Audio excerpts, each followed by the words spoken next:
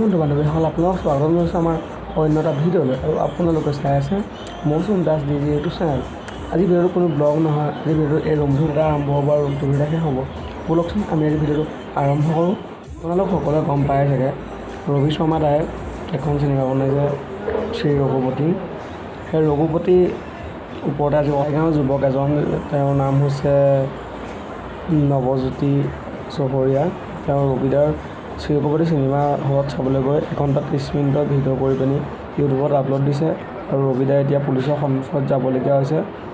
ব'লকচোন আমি সেই ল'ৰাটোৰ এতিয়া ভাষ্য শুনি লওঁ। কৰি দিয়ক মোক, এনেকুৱা ভুল আৰু দ্বিতীয়বাৰ নকৰোঁ। মই ৰবিদাক ৰিকুৱেষ্ট কৰিছোঁ। তো ৰবিদাৰ লগতে আৰু প্ৰতিষ্ঠা ডিৰেক্টৰ সকলোকে মই ৰিকুৱেষ্ট কৰিছোঁ যাতে মোৰ ওপৰত কোনো ধৰণৰ একশ্যন নলয়। মই জনা নাছিলোঁ আৰু মই ইমান বুজা হোৱা নাই এতিয়াও। তো মোৰ মাথাই ব্ৰেইনে কি কৰে মই নিজে নাজানো। নমস্কাৰ, মই নৱজিত চহৰীয়া।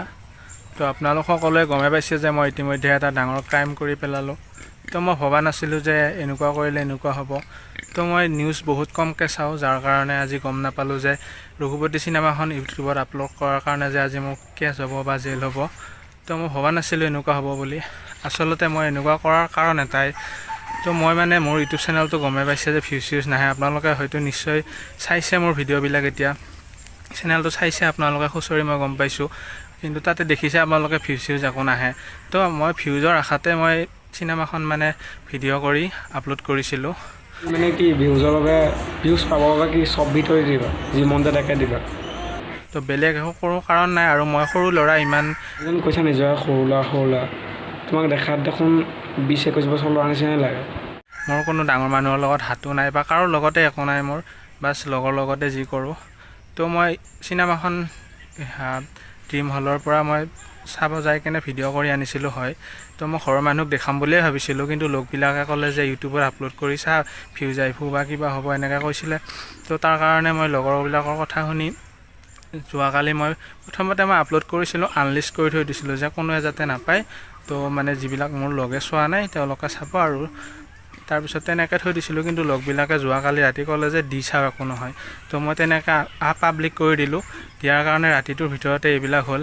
আৰু মই বহুত কমকৈ চাওঁ আৰু গম পোৱা নাছিলোঁ যে এনেকুৱা চিনেমাখন ইউটিউবত আপলোড কৰিলে বা কোনো ছ'চিয়েল মিডিয়াত আপলোড কৰিলে জেল হ'ব পাৰে, কিবা হ'ব, এইবিলাক মই একো গম পোৱা নাছিলোঁ। গম পোৱা হ'লে মই এইটো ভুল নকৰিলোঁ হয়। আৰু মোৰ কোনো ডাঙৰ মানুহৰ লগত বা কোনোবা কাৰোৰ লগতে মোৰ একো হাত নাই। মই নিজে খালি মই ভিউজৰ আশাতে দিছিলোঁ, যাতে চেনেলটো অলপ ভিউজ অহা হওক বা 2-এটা ছাবস্ক্ৰাইবাৰ আহক, সেইটোৰ আশাতে মই যি কৰিছোঁ। আৰু মোৰ বেলেগ একো লক্ষ্য নাই, চিনেমাখন আপলোড কৰাৰ কোনো উদ্দেশ্য নাই। তো মই মোৰ ভুলটো স্বীকাৰ কৰিছোঁ। আৰু এতিয়া মোৰ ভিউজ কেইটা আহিছে আপোনালোকে নিশ্চয় গমে পাইছে। 60টামান ভিউজ আহিছে, 60টামান মানুহে চাইছে নেকি।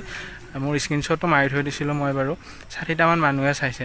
60টা মানুহক দেখুৱাব গৈ পেলাই এতিয়া মই এনেকুৱা কেছ হৈ গ'ল, এতিয়া আপোনালোকে গমে পাইছে। তো ভবা নাছিলোঁ এনেকুৱা হ'ব বুলি। তো আৰু মই গোটেই দুখীয়া ঘৰৰ ল'ৰা। তো আপোনালোকে গম নাপায় হয়তো, মোৰ ভিডিঅ'ত চালে গম পাব আমাৰ ঘৰৰ অৱস্থা কেনেকুৱা বা কি। তো এতিয়া নাজানো মোৰ কি হয়, আপোনালোকে পাৰিলে মোক ক্ষমা কৰি দিয়ক। এনেকুৱা ভুল মই আৰু জীৱনত সি কৈছে নিজে সৰু বুলি, কিন্তু তাক দেখাত সৰু নিচিনা নালাগে।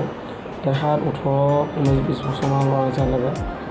সি এইটো কাম কৰিব নালাগিছিলে, কাৰণ এখন চিনেমা প্ৰস্তুত কৰোঁতে কিমান কষ্ট হয়, পইচা কথা নকওঁৱে, কিমান এটা গ্ৰুপে 2-3-4 বছৰ লাগি পিনি চিনেমা বনাইছিলে।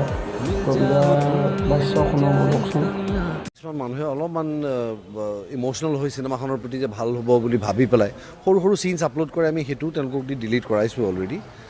কিন্তু এওঁ মানে এই নৱজিত ভ্লগছ বুলি তেওঁৰ এটা হেৰি আছে, তেওঁৰ নামটো নৱজিত চহৰীয়া। তেওঁ কলাইগাঁৱৰ ল'ৰা।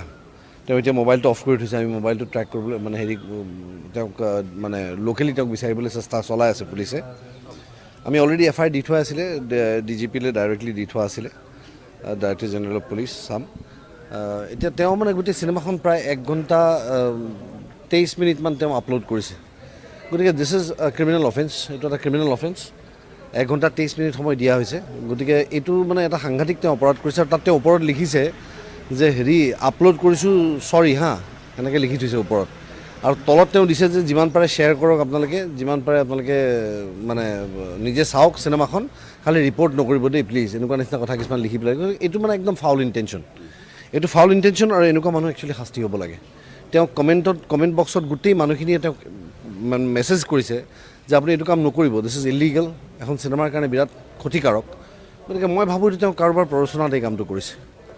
মোৰ ডাউট হৈছে, যিহেতু তেওঁ কোনোবাই তেওঁক কৈছে, কাৰণ তেওঁ অকলে ইমান সাহস, তেওঁ ইউটিউবৰ লখিনি অন্তত জানিব লাগে যে এখন চিনেমাৰ যদি কপিৰাইট ভায়লেশ্যন কৰে তেওঁৰ ইউটিউবৰ চেনেলটো ব্লক হৈ যাব। গতিকে তাৰ পাছতো তেওঁ এই কামটো কৰিছে। চ' আই থিংক মোৰ মানে এইটো এনেকুৱা লাগিছে then there is a foul play involved.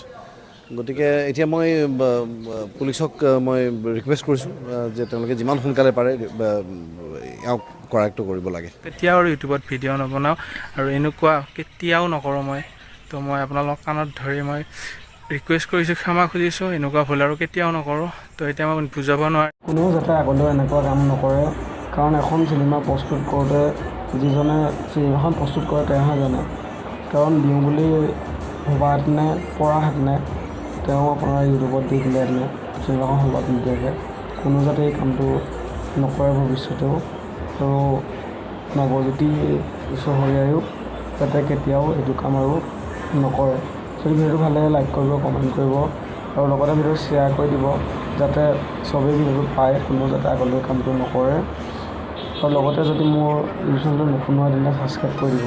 মই ভিডিঅ'লৈ লগ পোৱাৰ প্ৰতিশ্ৰুতিৰে আজিলৈ বিদায়। ভিডিঅ'টো কৰোঁতে মোৰ কিবা ভুলো হ'ব পাৰে, কিন্তু ভুলবোৰ মোক শুধৰাই দিব। মই নিজে যিখিনি জানিছিলোঁ নিউজ চেনেলত চাই সেইখিনিয়ে ক'লোঁ।